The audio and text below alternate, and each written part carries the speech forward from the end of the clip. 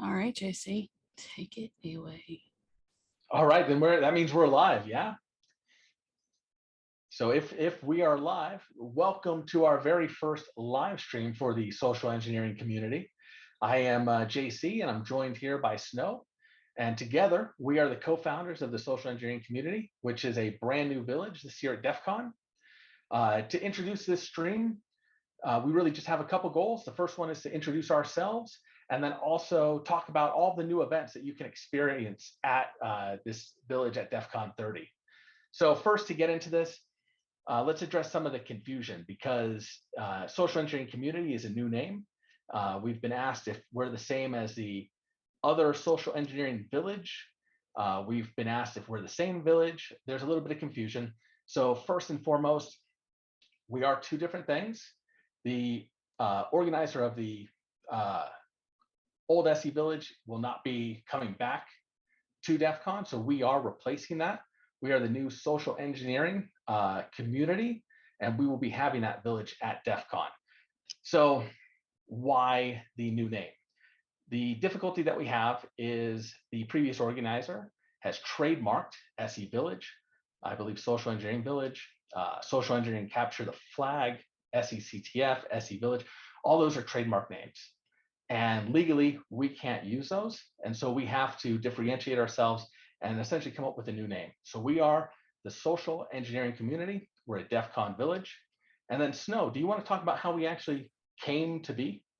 Yeah, absolutely. So when we heard that the organizer from the former Social Engineering Village was banned from DEF CON, we knew this would create a vacuum, and that a lot of people that go to DEF CON absolutely enjoy that type of a village, right? So after talking between JC and I, we were really excited and pumped to step up and put together a proposal, and DEF CON accepted it. And we are just super, super excited.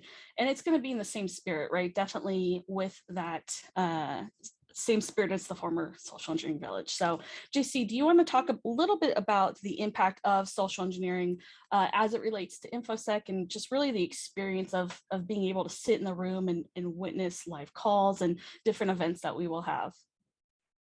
Yeah, definitely. It's one of those things, if you haven't already been to the village, or you've not been to DEF CON and seen this, if you've been to DEF CON, I guarantee you've heard about this village, because it's that village where you go into and you hear about the live calls, somebody actually sitting in front of everyone, calling a real company, eliciting information over the phone in real time.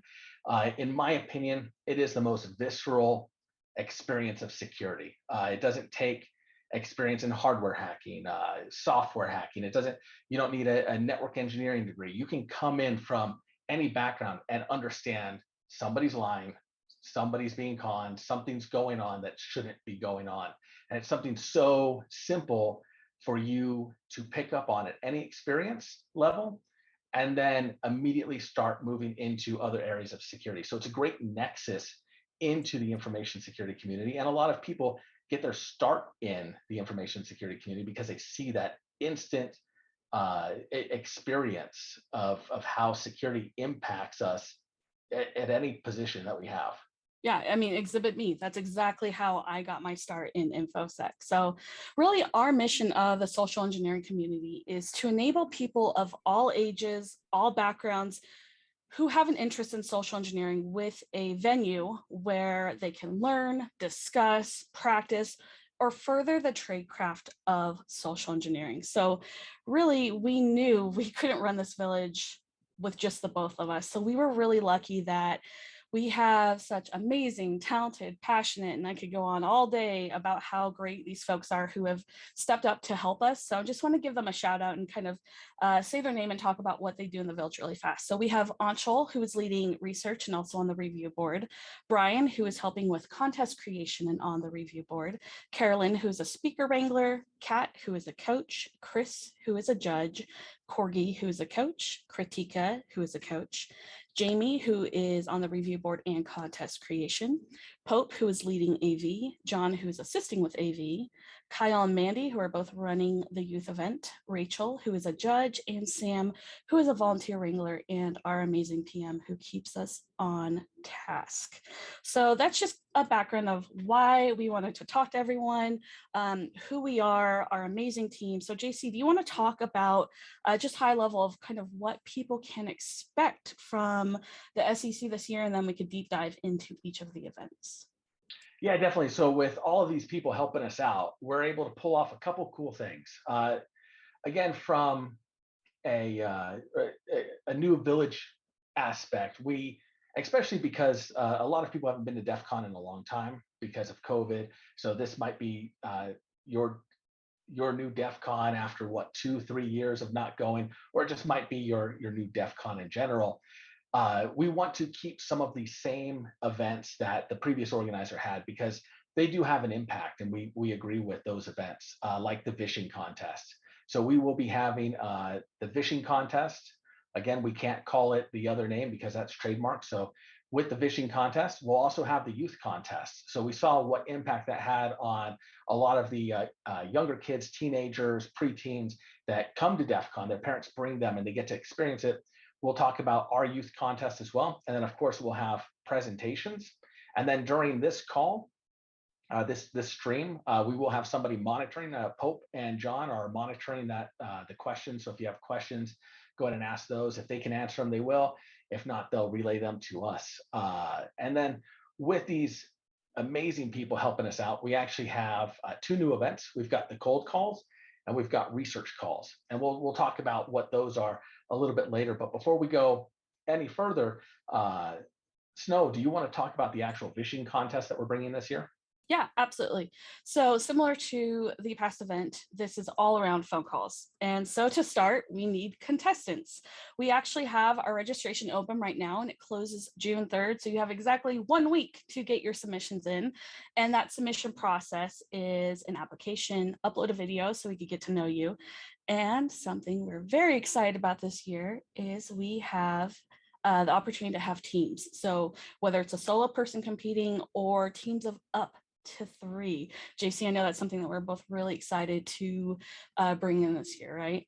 Oh yeah, teams I think are a very interesting dynamic, and we don't want to essentially dictate how you use your team. So if you want to be a solo player, that's totally cool. If you want to come in with a friend, a buddy, a coworker, or 2, that's great. And it's one of the things that when Snow and I do training in the social engineering world, and we do things like calls or on-site, we notice that having someone next to you can do a lot of things. It's just an example.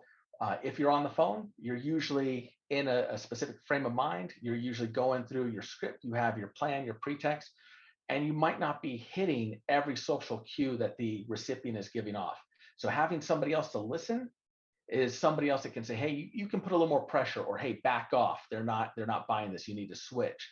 And on top of that, they can also be watching out for your time. They can be helping manage your run. So it definitely adds a lot more of the competitive spirit to the contest, which we're excited for. And it makes it for a much better spectator sport.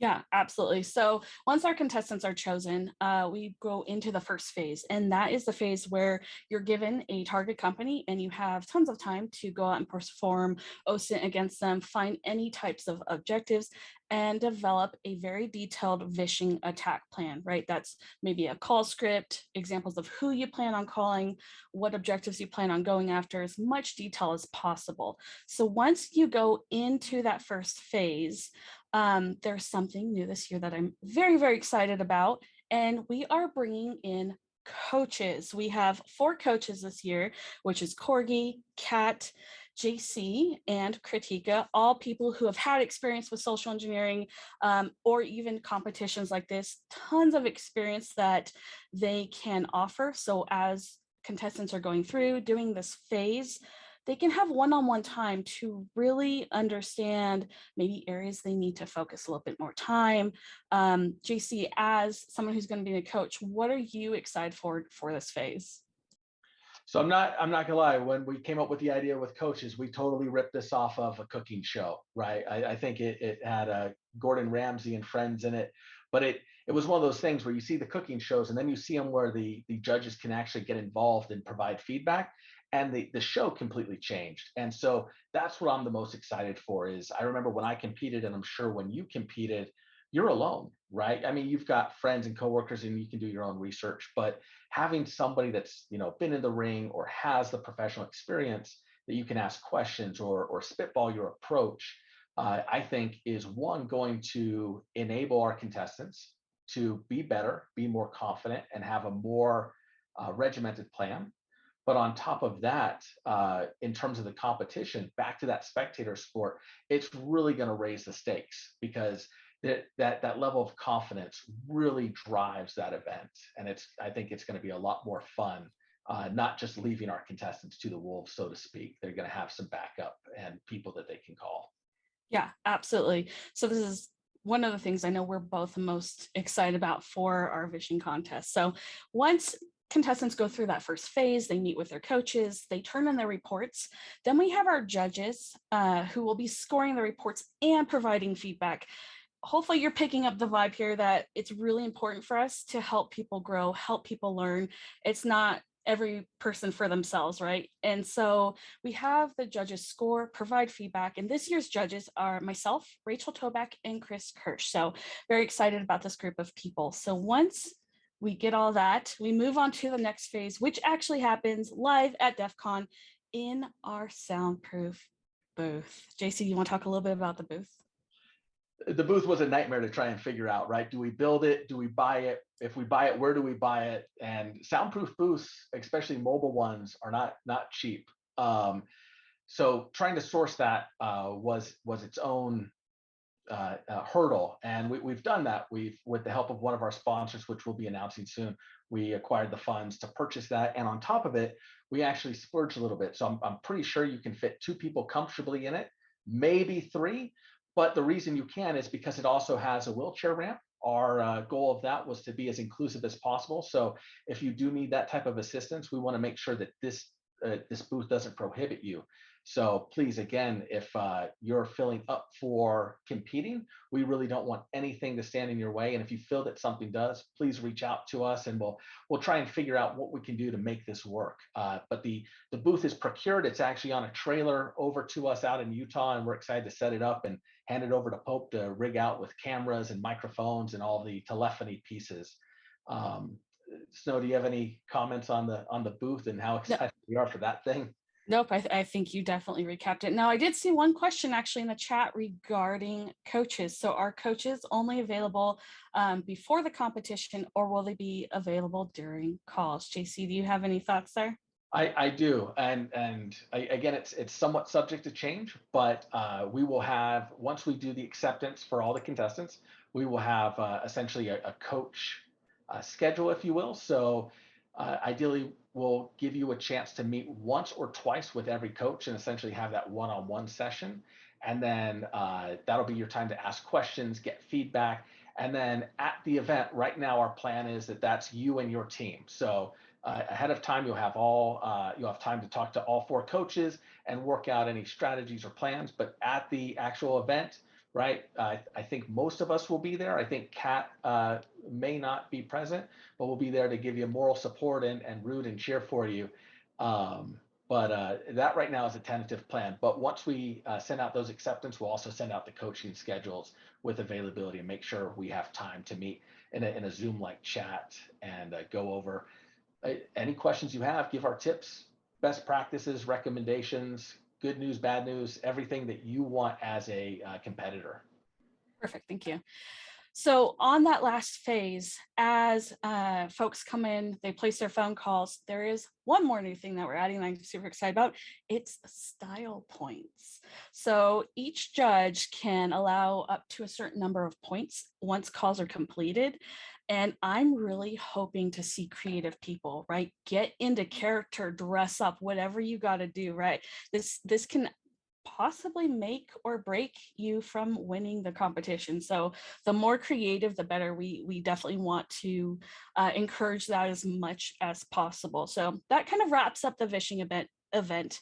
So I know there are a lot of people that wander into the village. It might be their first time to DEF CON, and they might not know that the contest has gone on for a long time. People had to sign up, be selected, went through this long process, but they still want to give social engineering a try, right? That's something that we hear all the time, like, oh, I want to hop in the booth and make calls. So JC, can you break down our cold call event?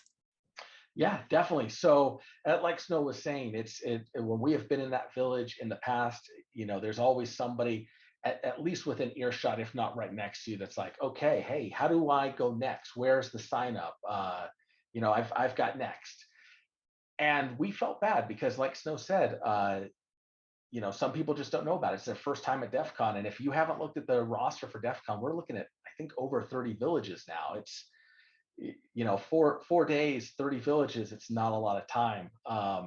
And so what we want to do is give time and allot time for anyone to have an opportunity to get in the booth, make a call. So with our cold calls, essentially what we're planning on doing is having some type of sign up. And it's kind of like first come, first serve, and we call your name. If you're not there, you're not there, we move on. And if you are, you stand up, we give you a random company, 3 objectives, and we're going to try and rate each of those. So you have an easy one, a medium one, and a hard one. Put you in the booth. We've already got the numbers. We've got all of the information to contact the company. But where the name cold call comes from is very much a sales technique. When you pick up the phone and you are making a very cold relation call, and you just go. So go with whatever you've heard in presentations in some of the fishing booths and give a shot. It's definitely something doable. I know you and I both in our day-to-day experience with social engineering, it's something that we've had to do where we get somebody on the phone that's not who we were expecting to get, and we just got to go. Gotta wing it. Got to wing it. Yep. And so with the cold calls too, we're not scoring at all. It's absolutely come in and give it a shot. Oh, and that's huge, right? It's just there for experience. There's no competition. We rate the objectives easy, medium, and hard, so you can step up.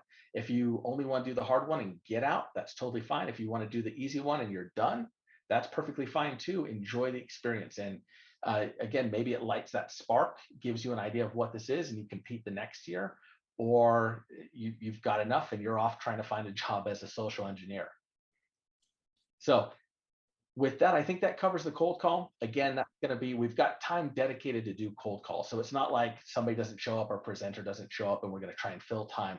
We have time dedicated for cold calls. So I think the majority of those times are going to be Saturday and Sunday. And we also have some time on Friday to get people in. So do show up, come talk to one of the volunteers, get on the sign up roster, hang out, get called, make a call, and get to experience this. And that's the cold calls. But next up is our youth contest, which I think both you and I almost want to just do completely. Like this has turned into something, honestly, Matt, I can't think of a better word than magical. This is really cool. Snow, do you want to talk about our youth contest? I do. I did see one question that I want to cover since we're still kind of talking about cold calls before I jump into this. And it's a great question. So JC, do we have the ability to cut and censor if the caller turns out to be a bad actor? And I think this really applies not just to cold calls, but really anyone who steps in the booth to place a call. This is actually a really great question because one of the things that, and this could probably be a separate stream, and we'll talk about this at the village. But ethics are a huge factor in this event because, and I think I explained this to someone else earlier. When you look at like the medical hacking village, right, where people are interacting with a pacemaker, no one really thinks too much about ethics there in the moment because it's somewhat disconnected. It's a box and I'm having fun. In that case, it's very much somewhat disconnected. In our case, it's very instantaneous. When you pick up the phone, there is another person. With the pacemaker, there's eventually a person at the end of that pacemaker, but we don't usually think about it that quickly. With this, it's a lot more real. It's a lot more, I can't think of a better word, that it's palpable, right? There's somebody there with a name, with a voice. We do have a code of ethics that we took a long time with all of our staff members to write. It's on our website. By doing the contest, you have to agree to those, and we make sure we go over with it on site. Same thing with cold calls. If you want to have do the cold call, you will have to agree to our ethics. And to the question, yeah, we will have the ability to cut and censor and drop the calls if you're going to be a jerk and essentially ruin the whole spirit of our cold call and kind of go outside of those objectives. It's a great question. I really appreciate whoever Yeah. asked. Jason Street. Thank you, Jason. That was a great question. Got to remember the kittens. Got to remember. Yep. Nope. That was a really, really good question. So absolutely, if that's something you're curious about, check out our website, check out our code of ethics. I think hopefully there's a lot there that explains all that. So good question. So kind of moving on to the youth contest. Yep. Now, this is ran by Mandy and Kyle, who are tremendous people. Mandy is actually a school teacher who has some background in curriculum development. So the absolute best person to create this kind of challenge, I think. So this year, our theme is heroes versus villains. So kids can pick a side that they want to join, and it's really a choose your own adventure style. So they'll be given a list of objectives, figure out which ones they want to do to earn their team points, and they can help their team win and possibly become the ultimate superhero or supervillain.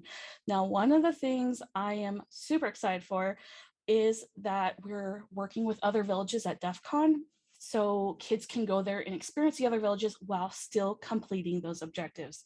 JC, I know that was super important to both of us, that we don't keep these kids in a bubble where they only are learning about social engineering. Even adults too, right? Get out there, go to different villages.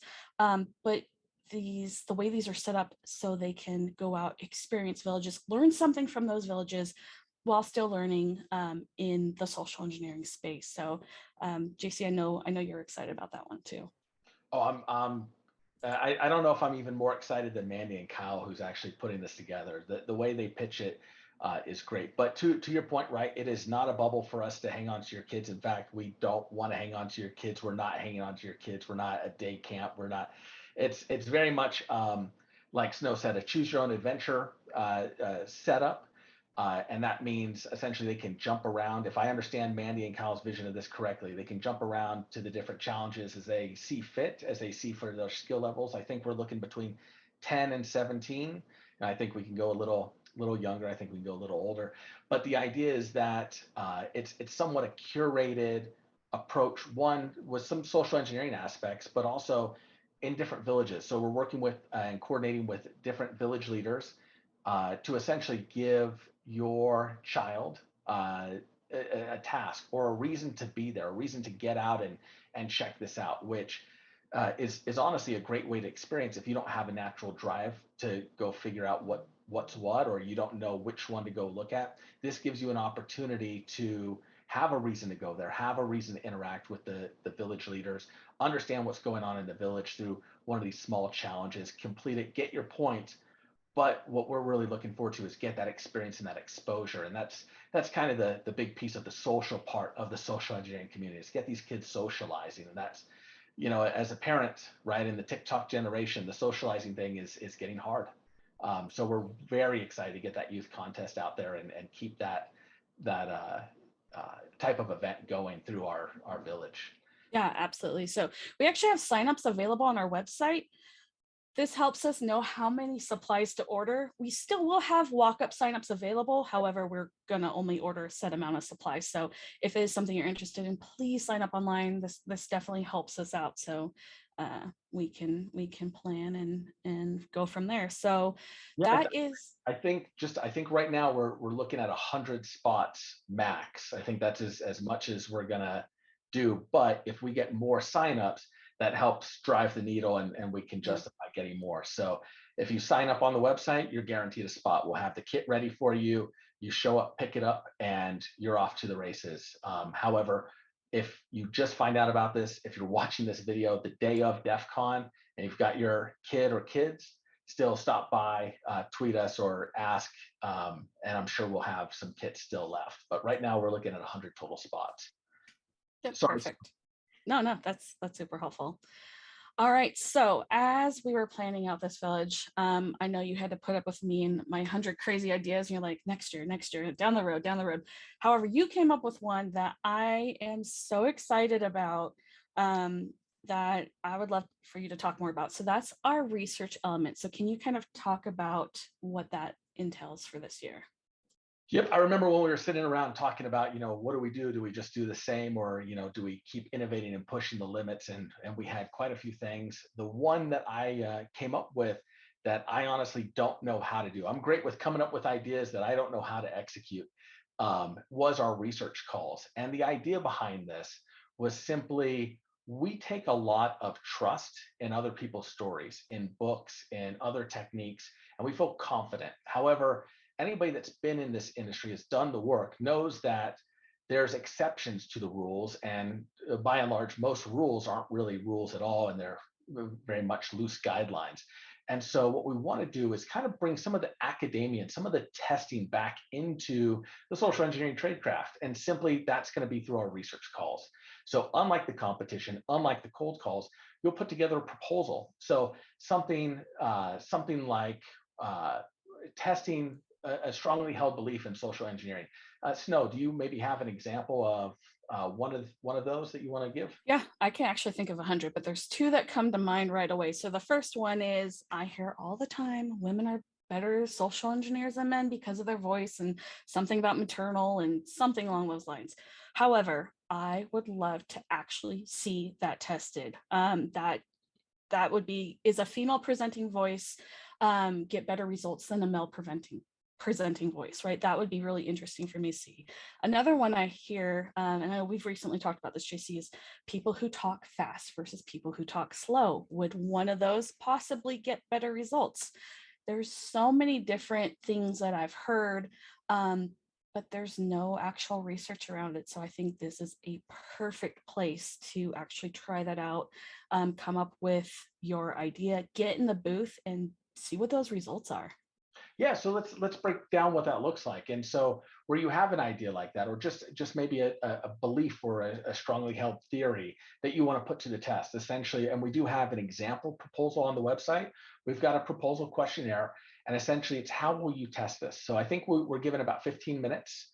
So you'll figure out who your targets are, who makes sense to give this test to, and you will call with one pretext as kind of like a control, and then you will call with it your test, right? So for instance, the talking slow and fast one, you'll have the exact same goals, you'll call the exact same types of companies, and you will do it one very, very fast, and you'll get to all the details, and you'll start asking your questions, and you'll see if they give you the answers. Or you'll go very slow, and those are your two parameters, and we'll give you the 15 minutes in the booth.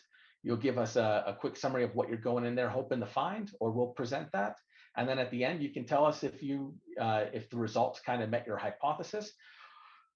But this isn't going to go anywhere with my horrible understanding of how academia and scientific theory works. So that's where I'm really excited to bring in Dr. Anshul Rege from Temple University. She is part of our staff. Snow mentioned her earlier, and she is taking the lead on this with her team to help make sure, one, anybody like myself that doesn't have the academic background can put together a proposal, right? You don't have to be a researcher, you don't have to be in school, have to be an academic, have to have a master's. No, you can just have an idea or want to test something. Put together that proposal. Dr. Rege will give you feedback if we need to tweak it or try and help get some parameters around it, but we'll accept it, and you'll be able to test it. And from a research perspective, I think it's the one thing that we're really missing in this community is, we hop in the phone booth and we make the calls, but we're not really actually testing some of the techniques that we're using. Some of us have our go-tos, and we feel like we know why they work, but it's a whole different opportunity to sit there and actually give it a shot in front of people with those kind of academic guardrails. But again, you don't have to be an academic or a researcher to do this. We want to invite the community of any level to essentially test anything they think is a social engineering technique or concept. Am I missing anything, Snow? No, I think that's it. Other than that, we do have our call for research open until July 1st. Again, you can find everything on our website. And there's that example submission there that JC mentioned, which is probably really good to review and check out some information. But July 1st is when we close that. So if you have an idea, again, you don't have to be a student, have a degree, whatever you want to try, give it a shot, and let's see what we can do. Yep, please, please, please, please. July 1st, it's my baby, and I promise, again, it doesn't have to be regimented. Put anything in it. In fact, if you want to take my two examples that Snow gave, feel free to submit those, right? If you don't want to think of your own, but you think those are cool and you think you can come up with the experiment, let's do that. And I look forward to your submission, which takes us into presentations. Snow, do you Yeah. want to talk about our presentations? Yeah, so presentations is exactly what it sounds like. Getting up on stage and sharing your knowledge with our community. And one of the things that we wanted to talk about is you don't have to be a professional social engineer. If you have any ideas around the social engineering realm, we would love to hear them. One of the things, we are keeping our presentations short, so only 25 minutes long, and still allowing for 5 minutes of Q&A. But not only do you not have to be an experienced social engineer, you don't even have to be in the infosec industry, right, JC? Yeah, 100%. In fact, that's it. Some of our interesting social engineering training comes from outside in terms of sales and marketing and the techniques that they do. One, to cold call someone, and two, get you to say yes at the end of the day. The techniques of influence that they have, even if you are in information security, I guarantee the company that you work for has a sales team. Pick their brains. And in fact, there's a lot of individual in the sales and marketing that are in infosec. They have infosec companies, and so half the time they are coming to these events with the intention of understanding the industry to sell and market better. That's why they're going to DEF CON.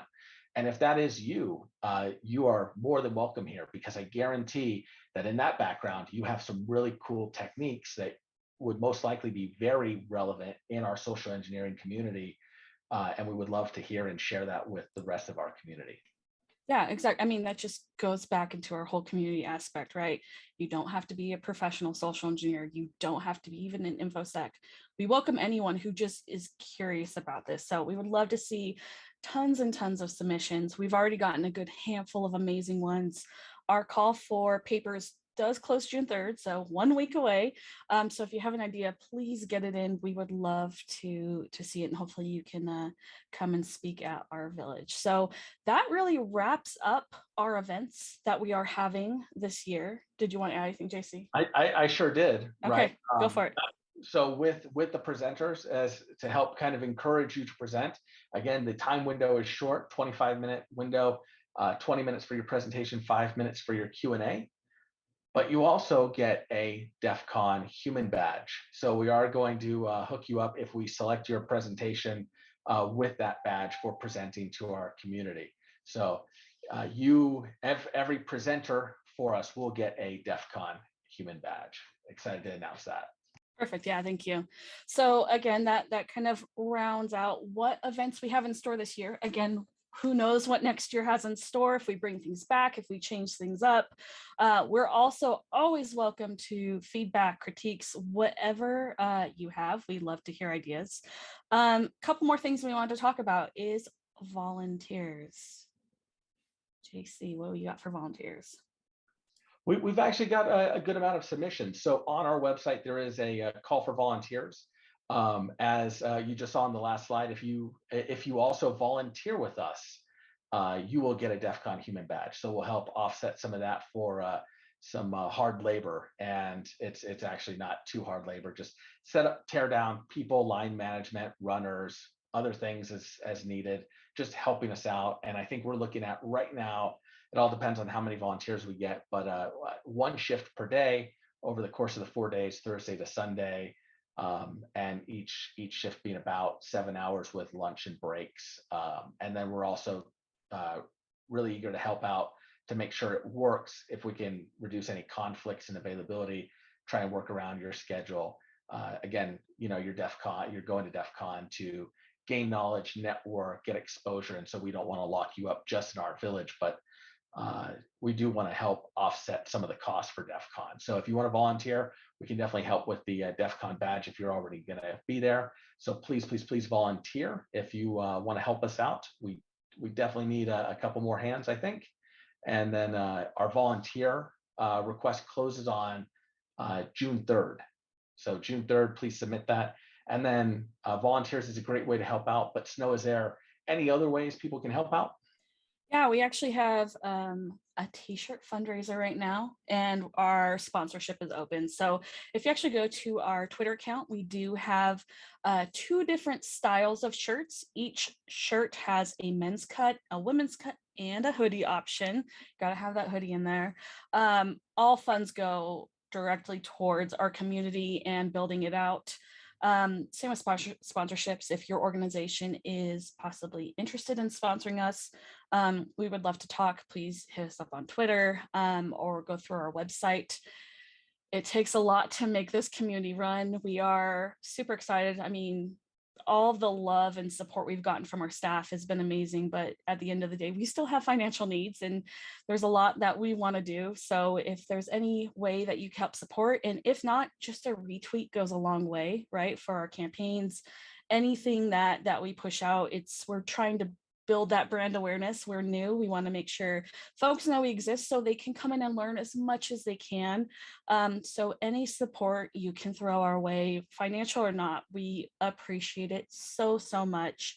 So that's pretty much what we have in a nutshell. Our contact information should be in the Twitch stream, right? Our Twitter account, which we're trying to use more of, and our website, right, SE Community. And so with that, I think we're ready to open it up to Q&A if anyone has any questions for us.